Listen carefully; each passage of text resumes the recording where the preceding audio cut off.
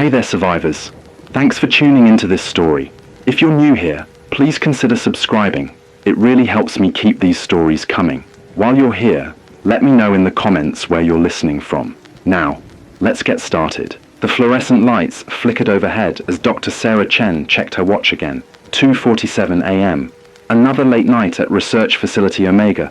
But that's what you signed up for when you're the lead virologist on a classified military project. The steady hum of industrial-grade air filtration systems provided a familiar white noise as she reviewed the latest test results. At 32, she was young for her position, but 15 years of dedicated study and an uncanny ability to spot viral mutations had earned her this role. The coffee had gone cold hours ago, but she barely noticed as she squinted at the unusual readings on her monitor. Something wasn't right with sample 274. The viral markers showed unprecedented levels of activity, far beyond anything they'd seen in previous trials. Sarah's hands trembled slightly as she pulled up the previous day's data for comparison. The changes were exponential, and according to these readings, the sample's cellular structure was still actively mutating. She reached for her secure phone to alert Dr. Harrison, her supervisor, when the first alarm sounded, a low, pulsing tone that made her blood run cold. Level 1 containment breach in Lab 3. Her heart stopped. That was exactly where sample 274 was being stored. Security protocols initiated. Automatically, as red warning lights began to strobe through the corridors. Sarah could hear the heavy thud of containment doors sealing throughout the facility, designed to isolate any potential contamination. But something was wrong. The security system was showing multiple breaches now, spreading outward from Lab 3 like a virus through the facility's blueprint on her screen. The intercom crackled to life with the automated warning. Attention all personnel. Emergency Protocol 7 has been initiated. Please proceed to your designated safe zones immediately. This is not a drill. Footsteps pounded past her office. She caught glimpses of her colleagues running, their lab coats fluttering behind them like pale ghosts in the strobing red light. The security feed from Lab 3 was dead, showing only static. Sarah's mind raced through the possibilities, each worse than the last. Sample 274 had shown aggressive cellular reconstruction capabilities, but nothing that could explain this level of containment failure, unless they'd missed something critical in their analysis. The sound of breaking glass and screams from the direction of the main lab snapped her out of her scientific contemplation. This wasn't just a containment breach anymore. This was something much worse. The facility's heavy-duty doors were designed to keep things in, not out, and Sarah realized with growing horror that she was now trapped in her office section with whatever had escaped. More alarms joined the first, creating a cacophony of warning, signals that seemed to pulse in time with her racing heart. Through her office window, she could see figures moving jerkily through the main lab area, but the emergency lighting made it impossible to clearly identify them. One of them slammed against a glass partition, and the sound it made, a guttural, inhuman shriek, told her everything she needed to know. Sample 274 hadn't just breached containment, it had found hosts. The first infected person Sarah saw was Dr. Harrison himself. He stumbled past her office window, his movements unnatural and spasmodic. His normally pristine lab coat was covered in dark stains and his left arm hung at an impossible angle. She instinctively reached for the door handle to help him, but stopped short when he turned toward her. His face was a mask of blood, and his eyes were completely wrong. The pupils had expanded to consume the iris entirely, creating black pools that reflected the strobing emergency lights like oil slicks. He pressed against the glass, mouth working soundlessly, leaving smears of red in his wake. Sarah backed away from the window, her scientific mind warring with primal terror. The virus was clearly transmissible through fluid contact, judging by the blood patterns spread across the facility's security feeds.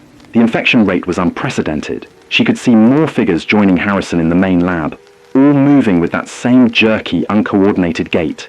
She grabbed her tablet, frantically downloading as much research data as she could, understanding the virus might be their only chance at containing it. The facility's backup generators kicked in with a low hum as the main power grid failed, plunging sections of the complex into darkness.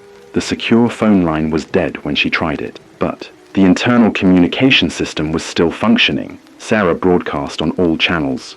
"This is Dr. Chen. If anyone can hear this, the virus appears to be spreading through fluid contact. Avoid any physical contact with infected personnel. They appear to be, she hesitated, the word feeling absurd. Even in this situation, hostile, head for the negative pressure chambers. The air filtration might buy us some time. Static was her only response, punctuated by occasional screams and the continuing wail of alarms. Through the window, Harrison had been joined by 3 more infected colleagues, all pressing against the glass with mindless determination. The security glass was rated to withstand massive impact, but Sarah could see fine cracks beginning to form, where they repeatedly slammed against it. Their strength was far beyond normal human capabilities, another effect of the virus. She had to move, but her options were limited. The main lab was clearly compromised, and the emergency exits would be locked down under Protocol 7. The ventilation system might be her only chance, but accessing it would mean crossing through the small break room adjacent to her office. She could hear movement in there, but she had no choice. The cracks in her window were spreading like ice across a pond. A particularly violent impact made the glass sing like a struck bell, and Sarah knew she was out of time. She grabbed her tablet, keycard, and an empty sample case that might serve as a weapon. The infected seemed to operate on base instincts. If she could just stay quiet and move carefully, she might make it to the vent access. As if in response to her thoughts, the glass finally gave way with a sound like a gunshot, and the infected poured through the opening with inhuman screams. Sarah ran for the break room door, the sounds of pursuit close behind her, driven by the knowledge that if they caught her, death would be the least of her worries. The break room was dark when Sarah burst through the door, illuminated only by the red emergency lights that made every shadow look like a spreading bloodstain. She wasn't alone. A figure huddled in the corner snapped up at her entrance. She raised the sample case defensively before recognizing James Wong, one of the junior researchers. He was pressed against the vending machine, clutching a fire extinguisher like a lifeline. His glasses were cracked, and a nasty cut above his. I had painted half his face red, but his eyes were clear. No sign of infection. The sounds of pursuit grew louder behind her as she slammed the door shut, jamming a chair under the handle. "They got Harrison," Sarah gasped, trying to catch her breath. "The virus, it's affecting the limbic system somehow, increasing aggression and strength while decreasing higher brain function." James nodded frantically, his scientific training providing a framework to process the horror around them. The door shuddered as something slammed against it from the other side. The chair wouldn't hold for long. "The vent system," Sarah pointed to the access panel near the ceiling. "It's our only way out." Another impact made the door frame crack. James was already dragging a table under the vent, his movements powered by pure adrenaline. They could hear more infected joining the assault on the door as Sarah scrambled onto the table. Her fingers fumbled with the vent cover as James provided a makeshift lookout. A particularly violent impact sent the chair skittering across the floor. The door wouldn't last another hit. With a final desperate wrench, the vent cover came free, just as the door burst inward. Sarah didn't look back. She couldn't afford to freeze now. She pulled herself into the vent as James swung the fire extinguisher in a desperate arc, buying them precious seconds. She reached back to help him up, their hands clasping as the infected swarmed into the room. James screamed as something grabbed his leg, trying to pull him back. Sarah held on with all her strength, but she could feel him slipping. "Let go!" he shouted, his face a mask of terror and resignation. "You have to find a cure." Before she could respond, he kicked free of her grip and dropped back into the chaos below. The last thing she saw before scrambling deeper into the vent system was James swinging the fire extinguisher like a madman, surrounded by what used to be their colleagues. His sacrifice bought her time, but the infected weren't far behind. She could hear them trying to follow, their movements echoing through the metal passages like some twisted percussion section. The vent system was a maze, but Sarah had studied the facility's blueprints extensively during her security briefing. She knew these passages eventually led to the negative pressure chambers. If she could reach them, she might find other survivors. Her tablet's screen provided weak illumination as she crawled through the claustrophobic space. The facility's communication system was still broadcasting, but it had devolved into a chaos of screams, static, and that automated warning message playing on an endless loop. Below her, through the vent grating, she could see the infection spreading like wildfire. The virus had escaped containment less than an hour ago, and already the facility was falling. She just prayed the external lockdown was holding. If this got out into the general population, James's sacrifice would mean nothing. The negative pressure chamber was already occupied when Sarah emerged from the ventilation system. Dr. Emily Torres from the genetics lab had barricaded herself inside, along with 2 security guards, Marcus and Bill. Their expressions shifted from hostile to relieved when they recognized her. The chamber was designed to prevent airborne contamination, making it one of the few truly secure locations in the facility. Steel-reinforced walls and an independent air supply meant they could hold out here, at least temporarily. Sarah's tablet was their only connection to the facility's systems now, and the security feeds painted a grim picture. The infection had spread to every accessible area. "We need to establish some ground rules," Marcus said, his military training taking over. The guard's dark skin was slick with sweat, but his hands were steady on his sidearm. "No one leaves the chamber alone. We conserve supplies, and most importantly, if anyone shows signs of infection, we handle it immediately." The unspoken meaning hung heavy in the air. Sarah shared her observations about the virus, while Emily documented everything in her phone. The infection spread through fluid contact. Transformation took roughly an hour, and the infected seemed to retain some basic problem-solving abilities while losing all higher reasoning. They weren't mindless, which made them even more dangerous. Bill had managed to secure some supplies before the lockdown: energy bars, water bottles, and a first aid kit. They rationed everything carefully, knowing they might be here for days. Sarah and Emily worked together, comparing notes on their tablets. The virus was unlike anything they'd seen before. It rewrote human DNA at an impossible speed, turning people into something else entirely. But there was something familiar about its structure, something that nagged at Sarah's scientific instinct. She just couldn't piece it together yet. A ping from her tablet interrupted her concentration. Someone else was alive in the facility, broadcasting on the emergency channel. "This is Dr. Ramsey in Containment Wing B," the message crackled through static. "I have critical information about Sample 274. The breach wasn't an accident." Before he could continue, they heard screaming through the broadcast, followed by silence. Emily's hands trembled as she marked another name off their list of potential survivors. But Sarah's mind was racing. If the breach was intentional, everything they thought they knew about the situation was wrong. Marcus caught her expression and shook his head. "We can't help him. Our priority has to be containing this, whatever it takes." Sarah knew he was right, but the screams would haunt her forever. Their relative safety was shattered by an impact that made the reinforced door shudder.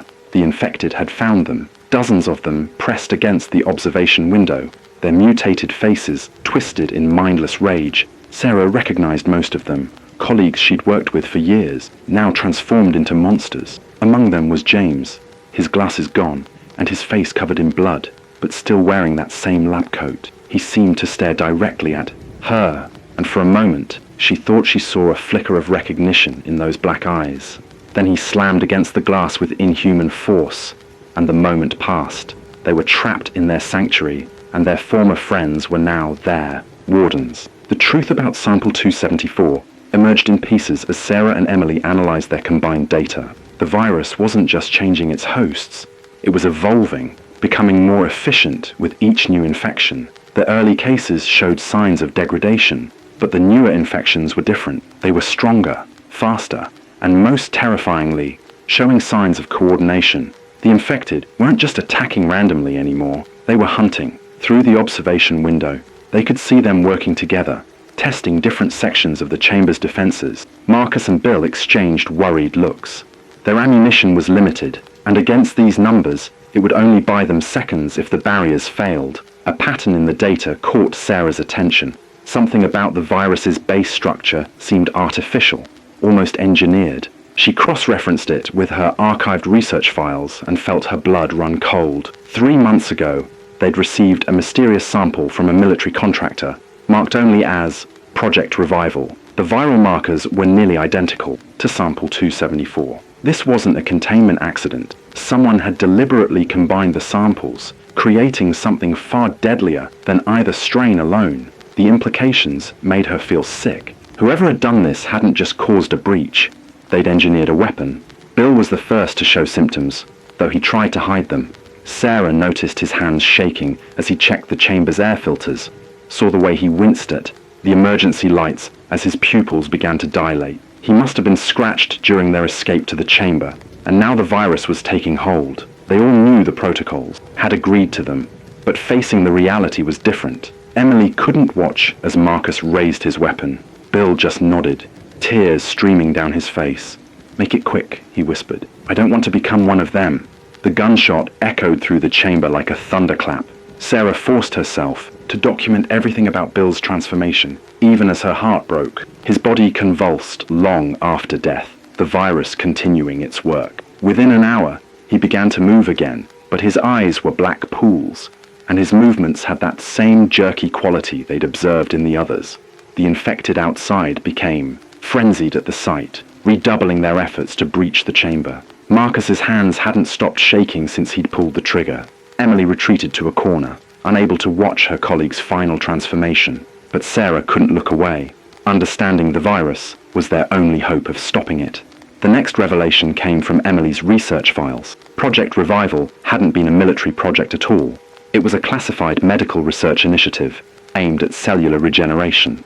The goal had been to create a treatment that could repair damaged tissue, possibly even reverse death itself. But something had gone wrong in the development phase, and the project had been officially terminated. Except it hadn't ended. Someone had continued the research in secret, using Research Facility Omega as a cover. The question now wasn't just how to stop the virus, but who had unleashed it, and why. Sarah's tablet pinged again. Another message was coming through on the emergency channel. The new message was garbled, but they could make out enough to understand. A military response team was being deployed to the facility. Standard protocol for a Class 5 biological threat. Containment by any means necessary, including the nuclear option. They had less than 6 hours before the team arrived, and Sarah knew what that meant. They wouldn't be looking for survivors. This would be a cleansing operation. The facility, and everyone in it, would be considered contaminated. Their safe haven had become a death trap. Emily was already pulling up the facility blueprints on her tablet, looking for alternate escape routes. The negative pressure chamber had kept them alive, but now they needed a way out. Marcus spotted the flaw in their security first. The infected had stopped their direct attacks on the chamber. Instead, they were gathering near the main air filtration unit. If they damaged it, the chamber's oxygen supply would be compromised. They had maybe 2 hours of emergency air, but after that, Sarah forced herself to focus on the data instead of their dwindling options. The virus's evolution wasn't random. It was following a pattern, building towards something. The infected weren't just getting stronger. They were adapting, developing new abilities with each generation of hosts. And if she was reading the progression correctly, they were about to hit another mutation threshold. Emily's search through the blueprints revealed a possible escape route. An old maintenance tunnel that connected to the facility's original structure. It wasn't on the main plans, but she'd found references to it in some archived renovation documents. The tunnel had been sealed during the facility's expansion, but it might still be intact behind the utility room walls. The only problem was, reaching it, they'd have to cross through the infected-filled main lab area. Marcus checked his ammunition one last time. 4 rounds, he reported grimly. Make them count. They all knew it wouldn't be enough, but no one said it aloud. The decision was made for them when the air filtration unit failed with a grinding shriek of torn metal. Warning lights flashed as the chamber's oxygen levels began to drop. They had no choice now. Stay and suffocate, or run and face what waited outside. Sarah downloaded everything she could to her tablet as Emily used the last of her phone's battery to document their findings. If they didn't make it, at least someone might. Understand what happened here. Marcus took point as they prepared to open the chamber door, his weapon ready. The infected had pulled back, almost as if they were waiting. That should have been their first warning. Sarah knew something was wrong the moment they stepped out of the chamber. The infected were too organized, too purposeful in their movements. This wasn't just base instinct anymore. They were being directed somehow. Through the observation windows, she could see more infected converging on their position from all directions, moving with an alarming new grace. Their black eyes seemed to gleam with intelligence now, and their movements were becoming smoother, more coordinated. The virus hadn't just changed their bodies, it had networked them, creating something far more dangerous than mindless zombies. As the first wave rushed toward them, Sarah realized with horror that they'd waited too long to run. The virus had evolved again, and they were about to face its newest iteration, The maintenance tunnel was their only hope, but reaching it meant crossing the main laboratory, where this nightmare had begun. Marcus took point, Emily in the middle, and Sarah brought up the rear, clutching her tablet like a lifeline. The infected moved with disturbing precision now, coordinating their attacks like a hive mind. Sarah's scientific mind couldn't help but marvel at the virus's evolution even as they ran for their lives. The latest data showed impossible changes in neural activity. The infected weren't just connected, they were developing a collective consciousness. Each new host added to their growing intelligence, making them more dangerous by the hour. They almost made it to the utility room before everything went wrong. The infected had anticipated their route, cutting off their escape with terrifying efficiency. Marcus's remaining bullets bought them precious seconds as they barricaded themselves in a small storage closet. The space was cramped, barely large enough for the three of them, and Sarah could feel Emily trembling against her in the darkness. Through the door they could hear the infected working methodically to break through their makeshift defenses. But something else caught Sarah's attention. A familiar voice among the inhuman sounds outside. Dr. Harrison was speaking, his words distorted, but clearly recognizable. The implications hit her like a physical blow. The infected weren't just coordinating, they were being controlled. Harrison had been the first to transform, and now he seemed to be directing the others. The virus hadn't just enhanced their physical capabilities, it had created a hierarchy, with the original host as some kind of alpha. Emily's sharp intake of breath told Sarah she'd reached the same conclusion. Their former supervisor wasn't just another mindless creature. He was evolving into something far worse. The banging on the door grew more intense as Marcus searched desperately for another way out. His flashlight beam revealed ventilation shafts too small to climb through, and shelves full of useless cleaning supplies. Sarah's tablet chirped with an incoming message. The military response team was ahead of schedule. They had less than 2 hours before the facility would be sanitized. The sound attracted the infected's attention, and the assault on their door intensified. Harrison's voice came again, closer now, almost conversational despite its inhuman undertones. "Come out, Dr. Chen. We need your help to complete the process." Project Revival was only the beginning. The words sent chills down her spine. He remembered who she was, remembered the project. The virus hadn't destroyed his mind. It had transformed it into something alien and terrifying. The door wouldn't hold much longer. Emily was the one who found their salvation. A maintenance panel behind the shelves that connected to the facility's old waste disposal system. It would be a tight fit, and they had no idea if the tunnels were still intact, but they were out of options. The door frame began to splinter as Marcus helped them pry open the panel. Sarah could see Harrison's face through the widening gaps, his black eyes fixed on her with terrifying intelligence. He smiled, revealing teeth that had grown sharp and strange. "You can't stop evolution, Sarah," he said, reaching through the gap with fingers that were more like claws now. "You can only choose which side you're on." They dropped into the darkness of the disposal tunnel, just as the door gave way, the infected screams echoing behind them. The waste disposal tunnel was a nightmare of rust and decay, barely wide enough to crawl through. Decades of neglect had left the metal walls corroded and sharp, and every movement risked tetanus or worse. Their only illumination came from Marcus's failing flashlight and the dim glow of Sarah's tablet. The infected screams grew distant as they pushed deeper into the facility's forgotten infrastructure. But Sarah couldn't shake Harrison's words, or the implications of what they'd witnessed. The virus wasn't just spreading, it was implementing a plan. Every new host made the collective stronger, smarter, more capable of achieving whatever goal drove them. Emily's scream of pain brought them to a halt. In the weak light, Sarah could see blood streaming from a deep cut on her friend's arm where she'd caught it on a broken pipe. Marcus immediately moved to help, but Sarah held him back. They'd all seen how quickly the virus spread through fluid contact. Emily knew it too. She was already pressing herself against the tunnel wall, trying to put distance between herself and her companions. "Go," she whispered, her voice shaking. "You know what happens next.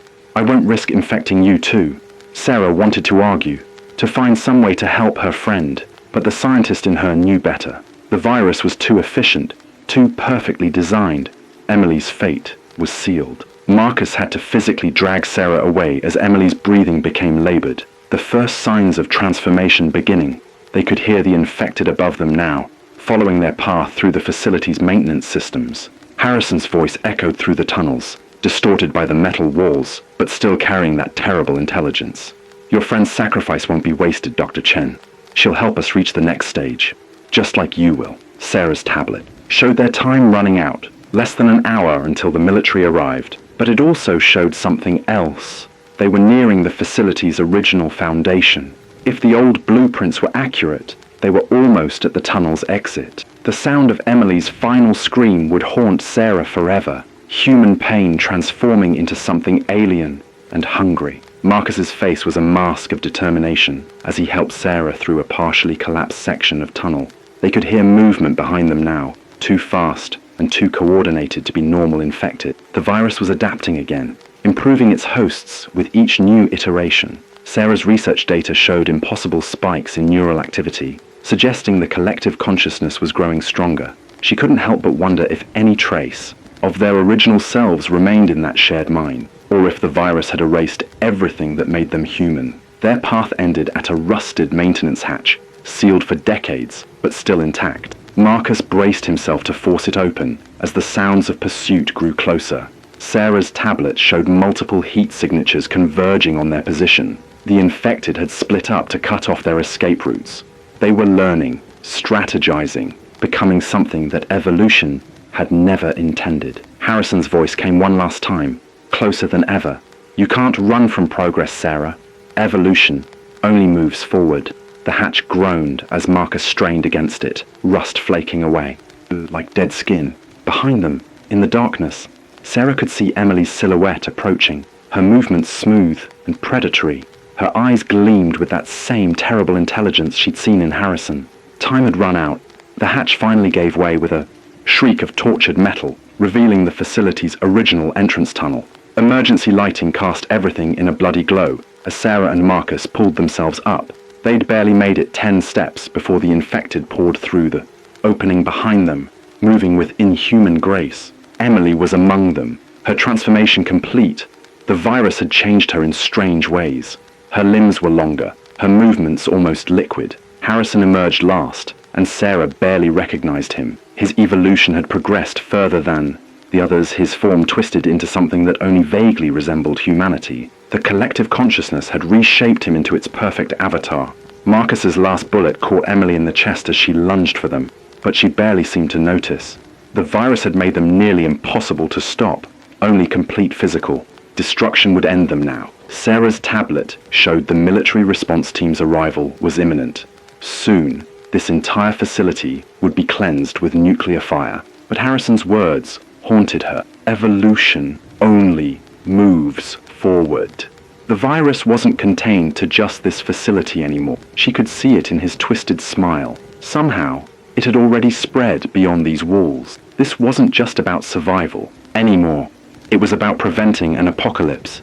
The original entrance tunnel led to a massive blast door, the facility's final line of defense. It was designed to withstand nuclear attack, but Sarah knew the infected would find a way through. Eventually, they were too smart now, too adaptable. Harrison approached slowly, his movements unsettling in their fluidity. You've seen what we can become, Sarah. The next stage of human evolution. Join us willingly, and you'll help guide that evolution. Fight, and you'll just become another mindless drone in the collective. Behind him, the other infected waited with predatory patience. They were all connected now, sharing one vast consciousness that grew stronger with each new host. Marcus had found the blast door's manual override, but it would take time to activate. Time they didn't have. Sarah could see the change in his eyes as he made his decision. Get that door open, he said quietly. I'll hold them here. Before she could protest, he charged into the infected group, tackling Harrison with desperate strength. The collective wasn't prepared for such an irrational action. Their perfect evolution hadn't accounted for human sacrifice. Sarah forced herself to turn away from the sounds of combat, focusing on the override sequence. Her hands shook as she input the codes, each second marked by the sounds of Marcus's last stand. The blast door began to move with agonizing slowness, ancient mechanisms grinding to life. Sarah risked one final look back as she slipped through the narrowing gap. Marcus was gone, his sacrifice lost in the sea of infected that moved like a single organism. Harrison was rising from the chaos, his form now barely recognizable as something that had once been human. Their eyes met through the shrinking space, and Sarah saw the future the virus had planned, a world where humanity evolved into something stronger, faster, more connected, but at the cost of everything that made them, individuals. As the blast door sealed with a final thunderous boom, she heard Harrison's voice one last time. "You can't stop what's coming, Sarah. The next stage of evolution has already begun." The military found Sarah an hour later, huddled in the facility's original entrance bunker. Her tablet contained everything: the virus's evolution, Project Revival's true purpose, and the evidence of deliberate release. The facility itself was cleansed according to protocol, the infection purged in nuclear fire. But Sarah knew it was too late. Harrison's words weren't just a threat, they were a promise. Blood tests confirmed she was clean, uninfected, but her dreams were haunted by black eyes and the memory of her colleagues' final transformations. The official report labeled the incident a containment breach, another footnote in classified military records. But Sarah knew better. She'd seen the future of human evolution, and it terrified her. They kept her in quarantine for weeks, debriefing her endlessly about every detail. She told them everything except what Harrison had revealed at the end, that the virus had already spread beyond the facility. Her tablet data showed its perfect design, its impossible ability to adapt and evolve. Whoever had engineered it had created something beyond their control, beyond anyone's control. The military's response was predictable: containment, cover-up, denial. But Sarah couldn't forget what she'd seen. The infected hadn't been mindless zombies. They were the next step in human evolution, guided by a collective consciousness that grew stronger with each new host. Release from quarantine brought no relief. Sarah couldn't shake the feeling of being watched, monitored. Strange reports began to surface. Isolated incidents of violence, people acting oddly, cases of mass hysteria. Nothing concrete, nothing provable, but a pattern was emerging. The virus was spreading slowly, carefully, learning from its initial outbreak. Evolution was patient, and it only moved forward. She threw herself into research, working independently to find some way to stop what was coming. Her colleagues thought she was paranoid, traumatized by her experience, but they hadn't seen what she'd seen. They hadn't looked into Harrison's eyes and seen the future he represented. The dreams got worse as time passed. She saw Emily's transformation, Marcus's sacrifice, Harrison's final evolution. But worse were the dreams of connection, the temptation of joining something larger than herself, becoming part of a perfect collective consciousness. The virus hadn't just changed its hosts physically, it had offered them a terrible kind of transcendence. In her darker moments, Sarah wondered if fighting it was futile. Evolution was inevitable after all. But then she remembered the cost, the loss of individuality, of free will, of everything that made them human. The virus might represent the next stage of evolution, but some prices were too high to pay. 6 months after the incident, Sarah received an anonymous message on her secure phone. The attached video showed a crowd of people moving with unnatural synchronization, their eyes dark and gleaming. The message was short, written in a style she recognized. Evolution continues. The question isn't if, but when. Choose your side. Wisely, Dr. Chen. She deleted the message, but she couldn't delete the truth it represented. Somewhere out there, the collective was growing, evolving, waiting for the perfect moment to emerge. Sarah checked her go bag, always packed, always ready, and wondered how much time they had left. The next stage of human evolution was coming, whether they were ready or not. All she could do was try to warn others and prepare for the inevitable day when humanity would have to choose between remaining human or becoming something else entirely. Thank you for listening. If this story sent shivers down your spine, don't forget to like and subscribe for more horror stories. Your support keeps this channel alive. Until next time, stay vigilant, and remember, when the zombies come, nowhere is truly safe. If this story sent shivers down your spine, don't forget to like and subscribe for more horror stories. Your support keeps this channel alive. Until next time, stay vigilant, and remember, when the zombies come, nowhere is truly safe.